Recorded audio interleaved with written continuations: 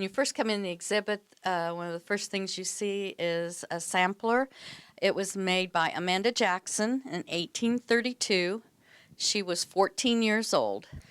Samplers were made by young women. They were considered a step in learning how to take care of your household, how to do sewing. It was a finishing piece of work for them. It showed, how well they could stitch and what they could do. Thinking that she was 14 years old when she did this, it's a beautiful, beautiful piece of work. This sampler is dated 1850. It was made by Elizabeth Holding. It is in its original frame, and if you happen to see on TV and the antique road shows, a lot of times you'll see frames very similar to that for samplers that period. It's more a schoolgirl sampler than the Jackson family sampler. It has quite a few crowns on it, which may indicate she was English or English immigrant. Death was an everyday occurrence, and you would have black clothing. Women generally wore mourning for at least a year. Um, these things were donated to us from one family, everything on that wall, and then some things in the case over there. And I feel like probably one of the reasons they were preserved is that, they may have had a trunk of black clothes, and those things just kind of got overlooked as the years went by, and they got preserved that way. The dress top, the shirt waist in the center, is really pretty. There's a lot of trim and a lot of decoration on it, but it is black. And the men's suit, if you notice it, it's a long coat, formal coat, and it's been worn. The lining and all shows a lot of wear. The two coats, particularly the cape, that's a beautiful, beautiful piece. And the decoration was, it wasn't made by the woman that owned it, but it was hand done by whoever she purchased it from. This is another piece from the group of black clothing that was donated to the Historical Society. Beautiful puff sleeves on it. That silhouette was popular in the late 1800s. The Sears 1890 catalog has pictures of garments with this type of sleeve, so we can date it pretty close to that period. It's seamed and gored so that it brings in the waist. We did measure this. This was a 26-inch waist on it. We know that women wore foundations that would cinch them in, corsets. This also has steel stays in each of the seams in the front and the back, so that would also hold the shape of the garment and hold her up straight too. On the top shelf of the case, we have some hats that are on loan to us. The second from the right is a bowler. The one on the right is a silk top hat. The box in the center is the box that it comes in.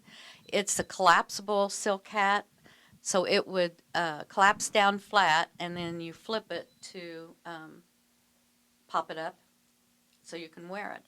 So we actually have an original box with that hat.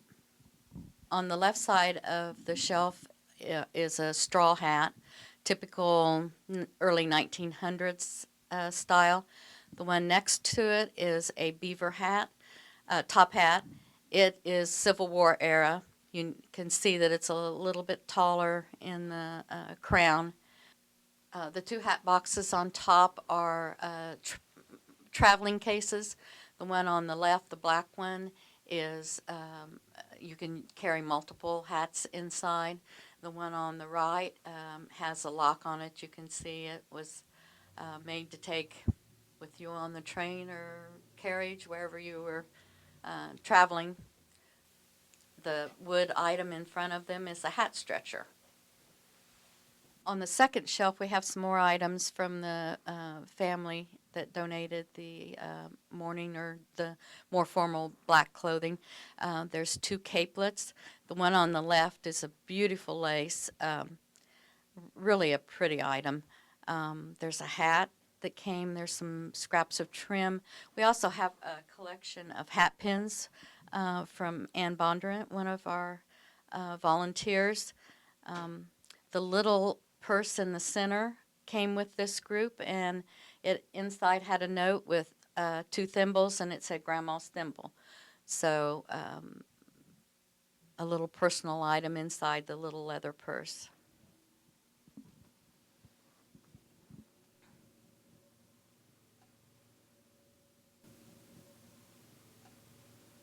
Shelf 3 it has some accessories on it.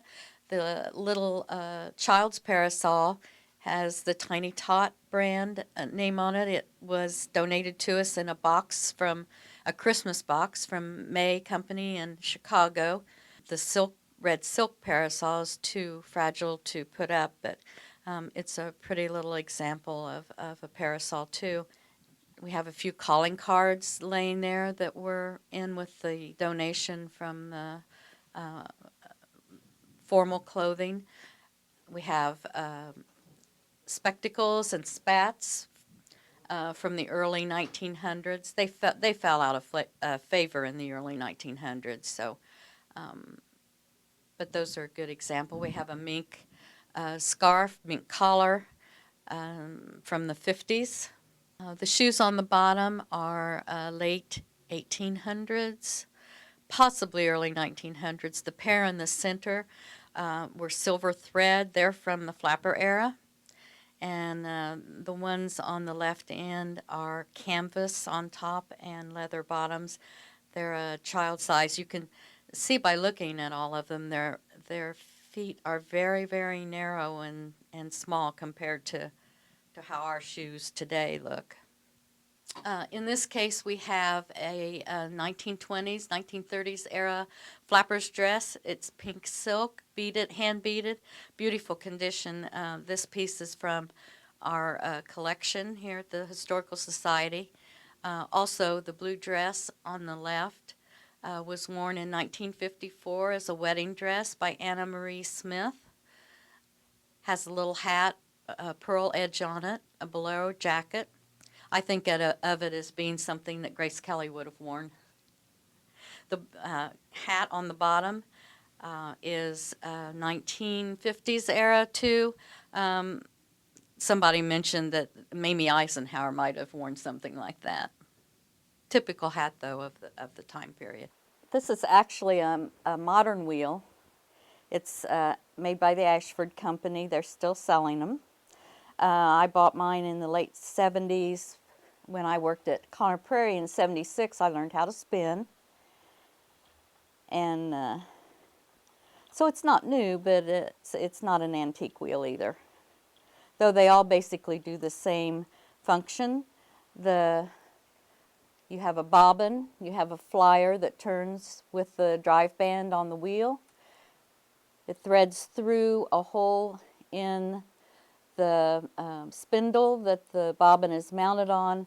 That turns as you pedal the wheel and produces the twist that runs out to the fibers, which I have a prepared wool that's been cleaned, dyed, and combed. I think you could probably fill a bobbin in an hour or so if you sat and worked on it continually. Wool fibers have scales on them and they catch on each other. That's why they cling like this and twist together, and it forms the thread. Linsey is linen. Linsey Woolsey was a linen wool blend that they would spin or weave together. So most likely when somebody says Linsey fabric, that's what they're talking about. I did spin flax into linen at Conner Prairie. The old wheels that have that are like this, that have a distaff, were used to spin linen, because you would have to without going into too much detail, you spread your prepared linen fibers out like a spider web on a table, real fine, and then you start rolling it onto the distaff. And linen also, usually you would dampen your fingers to spin it when you're spinning it. That's why sometimes the old wheels will have a little cup attached to them. But with wool, that's not necessary. And in fact, the pioneers more than likely at times spun the wool without doing more than skirting the fleece, taking off the dirtiest parts, and then once it's spun, they would then wash it and dye it or prepare it however, for whatever they're going to use it for. Wool has lanolin in it, so if you spun it without cleaning it first, the lanolin would be in the wool. This wool has been scoured and cleaned, so it does not have any lanolin left in it.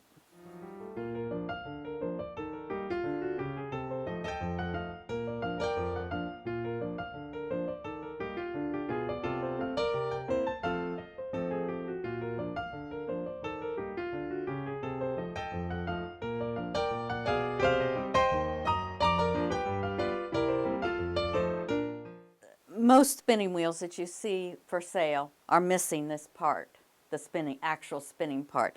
They'll come with like this, and all the rest is missing. So I found an antique replacement. The wheel was slightly smaller, so we fitted it onto this wheel without altering either piece. So that's why there appears to be a double piece here, is that they're joined, but so they can be reversed, and in case I ever want to take it back to or find another proper piece to restore it. This is a walking wheel. It dates from, well, any time in the 1800s. Everybody had them. It was spinning on it was a job that if there was a young girl in the home, probably was given that as a job to do. The original walking wheels would not have had this part. This is called a miner's head, and is an improvement to improve the spinning ratio. The old ones would have been a direct drive from the wheel to the spindle, and that's probably how this one was. I have a fleece here. This is a raw fleece that was prepared for me by a carding mill. They did have carding mills in pioneer times where people would take their fleece to, and it would be carded for them, cleaned for them. The ads from the 1800s say that you can spin your own yarn and bring it to them. So that yarn off of that wheel could have been dyed and used for the blue in the coverlets. The navy in the coverlets is wool. The light color is cotton. What happened when the Civil War started and they could no longer get cotton from the South, they stopped production of the coverlets. They were popular from about the 1830s to 1860 era. It was a man's occupation. That it was considered an industry because of the jacquard loom that these were woven on. So when the Civil War broke out, they couldn't get the yarn in or the cotton any longer. By the end of the Civil War, decorating tastes were changing more to the Victorian times and flowery, more busy designs, and these were considered old-fashioned, and they never really recovered the production of them after the Civil War. The Muir family made this particular coverlet in 1857. In with the section of bedding linens, I have a selection of pillow shams and layover shams. One in particular kind of sums up at least one woman's view of housework and taking care of a home at that time. It's a layover sham. It's red work, and it says, "I slept and dreamt that life was beauty. I woke and found that life was duty." I just think it's a quirky, interesting piece of commentary on women and all the household duties that they were expected to do. Besides the samplers in the exhibit, one of the few dated pieces is this 1894, what appears to be probably a curtain. There are slits along the top where a cord or a ribbon would have been threaded through. It's dated 1894. I believe it was probably for a hope chest or made for someone that was getting married because of the good luck horseshoes in each corner. It actually appears that it may never have been used. There's nowhere, as I said, to where it was threaded, and it wasn't hemmed down the side. But a nice folk art embroidery on wool example. The table topper with the two figures on a grid work is called figural tape lace. They would first lay out a pattern of the grid work on paper, work your lattice and grid work first, and then they wove the figures into the grid that they had laid down. This has a man and a woman. There's a column in between them. The man has a small bird on his hand. In between, there's 4 sets of the figures, then in between each set of figures is a vase. It's a beautiful piece. It would have taken hours and hours of work. I can't imagine how long it would have taken to do that. Every bit of it is hand done. All the thimbles are sterling silver, with the exception of the one in the middle in the front. That is a gold thimble. They were popular as gifts, engagement gifts, and I think probably gifts in general. You'll see a lot of them have a monogram on them. They're actually really nice to use. They feel good, and if you're sewing and you like to use a thimble, they come in handy. Probably this was used as intended to be used as a dresser cloth on top of a chest. It came from England. The fabric is linen. The lady took a single strand of silk embroidery floss, and she did her picture on there, and the work is so fine that it looks like it's been drawn on. It is. And in the back, it's very neat, very, very nice work. It's actually old nursery rhymes, sour grapes and the old woman in the shoe, for example. It's a beautiful piece, an exceptional work on it.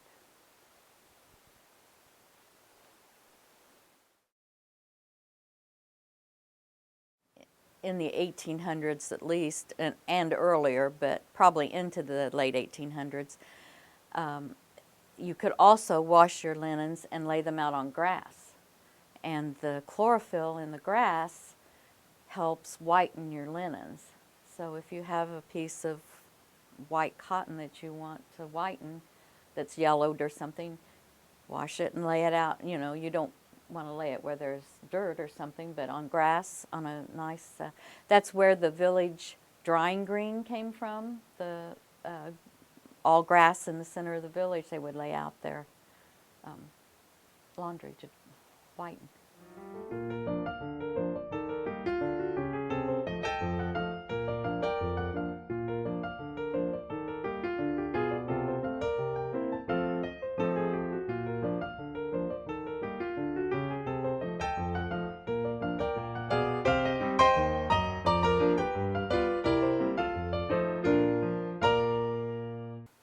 I bought this piece off of eBay. I had no history and no description of where it came from or what it was, but I could tell from the picture that it had beautiful handwork on it. I wasn't sure how it was done, and it has turned out to be one of my absolute favorite pieces that I own. You are all familiar with German paper cutting, where you fold paper and cut your snowflakes out. Well, the person that made this took a piece of very lightweight lawn, very lightweight cotton, folded it, and cut the entire outer border out of one piece of fabric. The fabric was folded, as I mentioned, and cut, where she got all the repeats that go around the outside. So this part of the border is all one piece, all the way around. There are no seams and no joins. Then the other motifs in towards the center are cut the same way, folded, but not as many folds. The turnover, it's appliqued onto net tulle. It has about a 1/16 of an inch turn under. The stitches are basically invisible on the back. You can't see them. The work is so fine. But there's no damage on it. It's a beautiful piece. I can't imagine how long it would have taken them to make it. This is our wall of underwear, as we fondly call it. It has a lot of foundation type garments, nightgowns. The split drawers, of course, were convenient for going to the outhouse. We have a nightgown in the center there that has a lot of tucks on the front. That is a maybe 1870 to 1880 era, off the shoulder style like in the Civil War. One thing in particular that's generated a lot of comments is the one piece garment on the right end with the snaps. This came from the Historical Society's collection. We really had no history or what it was, how it was worn, or what it was used for. In researching an item that we have that is made with, colored with an early commercial dye, I ran across a site that was wearing history patterns and found out that that was called a combination. They did make them like that with snaps and buttons to fasten them together, and wore them about 1915. So it's been an item that we didn't know about and generated a lot of comments, and now we have an answer for everybody. This, I believe, is French in origin. Has a lot of inset work, lace set in between embroidered panels. This particular item also had a laundry mark by the hem. It was small, about an inch high, stamped like a stencil, which indicated it was owned by somebody in a larger home who had, they would mark whose clothing it was, so that when the laundress did the laundry, they would know who to return it to. It's the only item I have that actually has a laundry mark on it.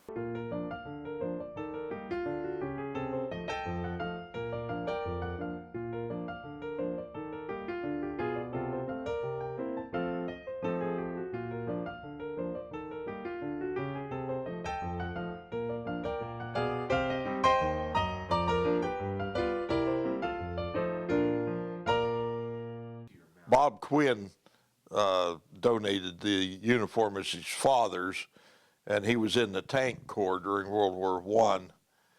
And it's an extremely rare uniform. There were very few tankers during World War I.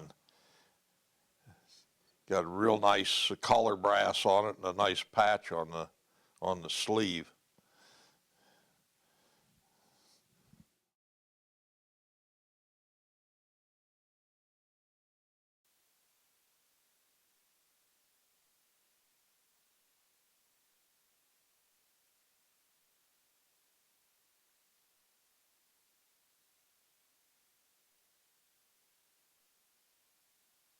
This uniform here belonged to Captain Doolin, and he was captured at the very first of World War II in the Philippines. He spent the entire time in a prisoner of war camp. He was in the Philippines for most of the time, but near the end of the war, the Japanese put him on a boat and shipped him to Japan, and he was in a prison camp there in a copper mining company for the rest of the war. How he survived it, I had no idea. That just to be in for that long.